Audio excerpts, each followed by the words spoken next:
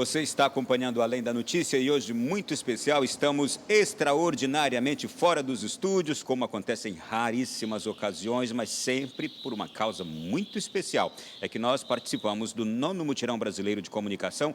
Grandes nomes refletiram sobre a comunicação e sua influência na nossa vida nos dias de hoje, sobre os vários aspectos. Eu estou aqui com o Dom Leomar Brustolin, que é auxiliar de Porto Alegre, foi um dos conferencistas. Dom Leomar, o senhor abordou a questão, a era da desintermediação, que termo este, hein? E o senso religioso contemporâneo. Antes de chegar naquele primeiro termo difícil, quero falar com o senhor sobre o senso religioso das pessoas hoje. Como anda? Nós todos percebemos, especialmente no Brasil, que as pessoas têm cada vez mais buscado a dimensão religiosa para estruturar sua vida. Ronaldo, você sabe que muitos teóricos no passado achavam que nós viveríamos uma época em que a religião seria banida totalmente do espaço público e da vida das pessoas. Especialmente com a racionalidade, se pensava que o ser humano ia conseguir, pela razão, explicar tudo, provar tudo, e que aos poucos a religião ficaria quase mais relegada ao espaço dos ignorantes, daqueles que não conseguem entender a realidade, e que tudo aquilo que estivesse relacionado ao sobrenatural ou ao transcendente seria de pessoas mais fracas. O que aconteceu? Nós viramos o milênio, nós estamos em 2015, e o secularismo existe. Tem pessoas querendo que a religião seja totalmente banida do espaço público. Mas isso não é a maioria. A maioria das pessoas tem se voltado para a questão religiosa e, de alguma forma, o aspecto religioso tem definido o agir das pessoas. Está bem? Nós temos mudanças nesse senso religioso. Não é como há 30 anos atrás, nem como 10 anos atrás. Mas nós percebemos que há espaço, sim, para a dimensão religiosa transcendental. Os jovens e as crianças começam a questionar seus pais sobre uma vida que se preocupou demais em trabalhar o bem-estar, conforto, mas sem um sentido maior. E quando a gente fala de ética, alguém pode viver a ética sem a dimensão religiosa, sim. E pode ser alguém muito ético sem ter uma religião. Mas a religião, ela é estruturadora para que alguém possa realmente se unir, se religar e buscar uma ética em todos os âmbitos da vida humana. Por isso, não vivemos uma época que dá para prescindir do elemento religioso. E o religioso, ele também fortalece a estrutura do ser humano para que ele permaneça ético, para que ele se sustente, porque as pressões são de todos os lados. Exato.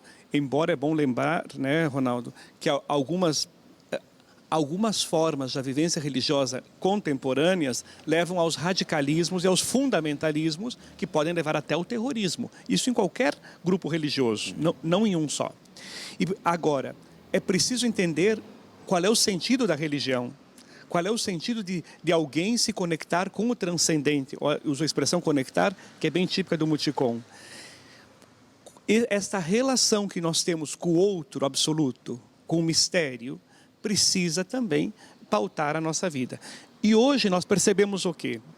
Que muitas pessoas estão procurando e vivem uma religiosidade muito intensa. E aqui, até nós conversamos no Muticom, é um tema muito comum na ciência da religião e na teologia, a distinção entre religião e religiosidade. Religião sempre supõe uma instituição, uma dimensão histórica, uma convivência entre adeptos, normas, princípios. A religiosidade é muito mais as necessidades que as pessoas têm, um sentido de incompletude que busca ser completado e, portanto, numa religiosidade nem sempre há o aspecto agregador. O que nós percebemos hoje, isso todos nós basta constatar, é que muitas pessoas estão procurando muito mais atender às suas necessidades do que buscar atender a dimensão religiosa mais profunda. Alguém poderia dizer, mas então é uma crise da religião? É uma crise da religião institucional, de certa forma. Porém, há grupos que começam a dizer, eu preciso muito mais do que atender o meu problema. Eu preciso me agregar a outro para fazer uma caminhada. E aí as pessoas começam a rever também esse ponto. A crise que a gente vive hoje, as várias crises que a gente vive hoje na nossa sociedade, nós sempre, em grande parte, entendemos que a falta de uma vivência religiosa, uma boa vivência religiosa, ela desagrega, ela traz fragilidades para o ser humano. Sem religião, fica mais difícil viver e se manter um ser humano saudável em todos os aspectos, físico, espiritual, psicológico e social. Ronaldo, antes de responder, eu queria lembrar que o Papa Bento XVI, ao proclamar o Ano da Fé, ele falava da crise de fé que existe no mundo. Mais uma questão religião, religiosidade, ele foi num ponto determinante do nosso momento histórico. As pessoas vivem uma certa desertificação da fé, nem sempre confiam tanto no transcendente, no mistério, em Deus, como nós conhecemos. E aí, muitas vezes, a religião pode se tornar uma experiência apenas terapêutica. Alguns podem procurar religião para ter um conforto ou apenas um bem-estar. Outros podem procurar a religião para fazer uma experiência só de si. Alguns chegam a dizer aquelas experiências terapêuticas e narcísicas, voltadas só sobre si. Mas é possível encontrar no elemento religioso um eixo estruturador da vida? Sem dúvida. Percebamos que ou que a maioria das fazendas de recuperação ou propostas de recuperação de dependentes químicos procura recuperar na pessoa uma dimensão que ela perdeu, que é a sua relação com Deus. Procura resgatar a sua dignidade a partir de uma relação que está além daquilo que passa. E eu posso acrescentar algo a esse dado que o senhor nos traz.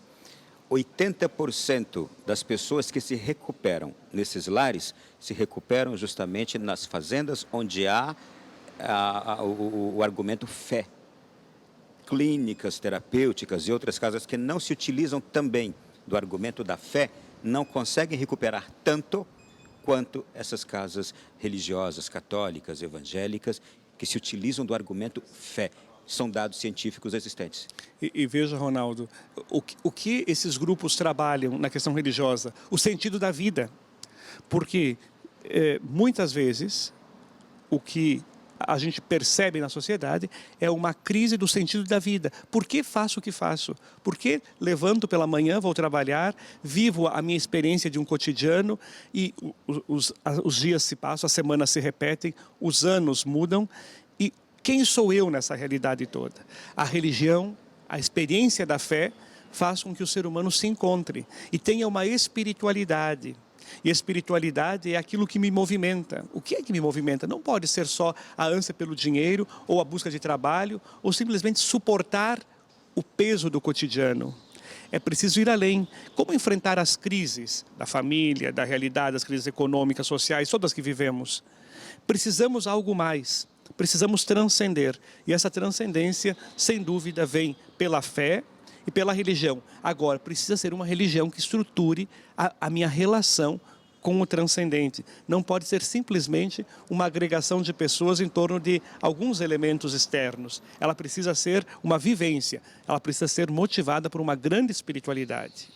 Dona Leomar, nós hoje também estaríamos vivendo um momento de tensão entre os que buscam viver a fé e os que a rejeitam, porque a gente tem percebido muitos conflitos, inclusive nas novas ideologias, ideias e também decisões de vida que são tomadas. Há ali sempre algo raivoso agora, contrário à fé e contrário àqueles que utilizam o argumento da fé também para dizerem que não são as melhores escolhas que se faz. Temos uma tensão no ar. Ronaldo, acho que você toca num ponto interessante. Nós começamos a perceber que alguns começam a se sentirem ameaçados por aqueles que acreditam. Porque dizem que nós que cremos também ajudamos a decidir a sociedade. Acontece que talvez agora, cada vez mais, tomamos consciência de que alguns pontos que não dependem só da nossa fé, são questões antropológicas de fundo, estão ameaçando a vida humana. Por isso, nós precisamos também nos manifestar. Partimos da nossa fé, argumentamos com os argumentos da razão, os argumentos que a sociedade tem. E muitas vezes incomodamos. Eu cito um exemplo que é a Laudato Si. essa encíclica do Papa que trata justamente de uma questão importante, como a sustentabilidade do planeta. Por que ela é importante? Porque ela está tratando da nossa casa comum. Um Papa, um líder religioso, tudo que significa o Papa para nós, ele precisa, para exercer sua missão, dizer para a humanidade, está na hora de nós revermos a forma como estamos tratando o planeta. Todos aplaudem, todos gostam. É por aí, é este o caminho. E nós precisamos avançar mais ainda, porque justamente o Papa, retomando o caminho desde João 23, que já falava nisso na Pater in Terris, retomando Paulo VI, que em 71 já dizia que era possível uma catástrofe ecológica no planeta em 71. Depois, João Paulo II, nas centésimos anos, falava da necessidade de uma conversão ecológica. E Bento XVI, que dizia, é preciso uma ecologia humana. Chega agora o Papa Francisco e diz, precisamos agir. E não é agir apenas abstratamente ou num plano de ideias. É preciso pensar economia, política, cultura, diante da descartabilidade do ser humano e de tudo que existe. Quando nós entramos nesse caminho, parece que todos entendem. Quem tem fé não tem como viver privado da sua condição de estar no mundo sem ser no mundo, sem ser do mundo. Estamos no mundo sem ser do mundo. Nós precisamos nos comprometer com a realidade, com os pobres, com os doentes, com as pessoas que passam dificuldades. Quando começamos a interferir assim, muitos dizem, olha, nem as ideias religiosas de vocês nós concordamos. E especificamente alguns grupos que se dizem ateus ou se dizem de outras formas de crer, que têm outras formas de crer, se dizem um pouco constrangidos, às vezes, pelas nossas formas de pensar. Acho que é hora de dialogar. Bom, é hora de dialogar. E agora eu quero até pedir ao senhor que nos ajude mais nisto, porque dentro das nossas casas a gente tem ideias diferentes, pessoas diferentes, no nosso trabalho, no nosso convívio cotidiano, onde quer que a gente esteja. E aí, como dialogar com esta tensão que existe de pensamentos e até de escolhas de vida tão ambíguas que existem? Nós, os que cremos, estou me colocando do lado dos que creem, e aqueles que não creem e que acreditam e lutam para que aquilo que vivem, que é muito diferente do que nós vivemos e que muitas vezes chega inclusive a agredir princípios fundamentais para nós, que é de fé, de vida, de defesa, de bases estruturais da humanidade, que a gente não tem como se calar, como dialogar quando não se consegue calar. Sim. Eu acho que o diálogo depende basicamente de dois pressupostos. Nunca pensar que o outro é um demônio e que o outro pensa diferente de mim, mas ele não é meu adversário. Ele pensa diferente. Eu acho que esse sentido de fraternidade também falta em nós quando vamos para o diálogo. Eu recordo aqui Francisco de Assis, quando disseram para ele ir ao encontro do sultão, ele disse, todos diziam, não dá para ir encontrar o sultão, porque ele tem outra forma de pensar e crer, e ele não deixa sair do diálogo a pessoa viva. E Francisco voltou e conseguiu um amigo, porque como pressuposto não foi se encontrar com um adversário. Eu acho que às vezes, muitas vezes, nós todos precisamos baixar as armas. Baixar as armas. E o segundo ponto, nunca um diálogo se faz na violência e na ferocidade. Tem gente que já tem a ferocidade no olhar. Acho que é preciso que a gente entenda isso, que nem todos nós nos compreendemos de igual forma, que nós dois estamos dialogando aqui, você que está em casa talvez concorde, discorde, aumente, diminua o que nós estamos dizendo, e é assim, o diálogo precisa ser feito. Dentro de casa nós precisamos, por necessidade, conviver com a cultura plural. Alguém pode ser do Inter, outro do Grêmio. Alguém pode viver a experiência de ser católico, tendo que conviver com um evangélico na mesma casa. Alguém pode preferir churrasco, outro pode preferir massa.